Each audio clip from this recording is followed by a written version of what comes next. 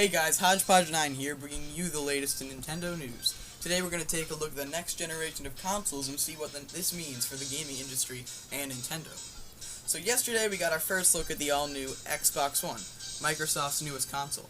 With the PlayStation 4 on the way, this means that the console race is on. Mashable has just created a list comparing the Xbox One, PS4, and Wii U. Obviously we can see that in terms of specs that Wii U is a bit inferior. However, this doesn't mean Nintendo is out of luck. In fact, I think this new revelation is good for the big end. Why? Well, let's take a look. First, we'll check out the main ideas of each console. Obviously, we know that the main feature of Wii U is the gamepad, providing a new way to play games at home. Nintendo also wants the Wii U to succeed in providing party or family fun, as well as fun for just the gamer. Wii did that for me, so this shouldn't be too hard.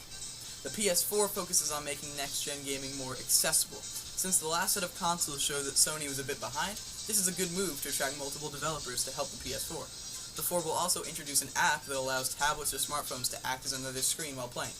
This seems to resemble the idea of Wii U, and in my opinion, it could go either really well or really badly. This is because phones and tablets aren't really built to be used like that. We'll just have to wait and see. Sony is also trying to focus on making gaming more social by introducing the cloud-based service Gaikai. This also resembles how Nintendo introduced Miiverse, which while at the moment is limited, acts as a social network for gamers. I think that this could definitely make Sony more prominent in gaming, especially if they succeed in gaining many developers. Now let's take a look at Xbox One, which again was only announced yesterday. The basic idea behind the One is to make everything all in one.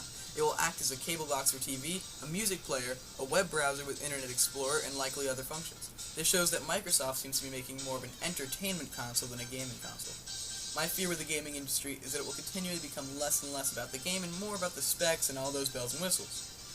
Now this is why we love Nintendo, because while they do have new features, those features are actually about the gaming experience. This is why I think Nintendo is a bit of an edge.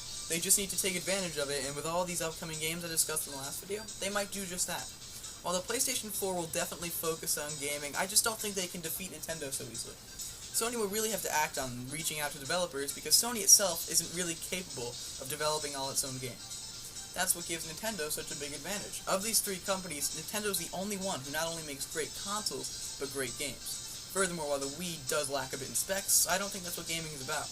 Gaming is about the games. Also, in terms of the console itself, I think that the Wii U, while it isn't as innovative as the Wii, it is more unique than the PS4 and Xbox One. There's nothing truly new about the console itself in those other two. The PS4 has the tablet thing, but like I said, that could go either way. Now, Nintendo does have one thing to worry about. Some major developers have expressed their concerns for the Wii U, stating that they will focus more on the other two consoles. Specifically, EA, recently voted the worst company in America, said exactly that yesterday. However, Nintendo seems to recognize this potential issue. Let's remember their recent partnership with Sega, in which Sonic Lost World, the upcoming Sonic game, will only be released on Wii U and 3DS. That's major because Sonic is one of the biggest game series. Personally, I'm hyped about this deal because Sonic is one of those characters that seems to be made for a more fun console, like those of Nintendo. He's also Mario's biggest rival. And this partnership also means that Lost World will be developed with Wii U in mind. Thus, the game will likely use the gamepad well during gameplay. Another good piece of news for Nintendo is that Ubisoft, the guys behind games like Assassin's Creed and Rayman, have just stated that they're continuing their support and they have faith in Nintendo. I guess they're optimists like me. So overall, what I'm trying to say here is that Nintendo is on stable ground. They've got a unique console, they have the dev team, and they have outside developers.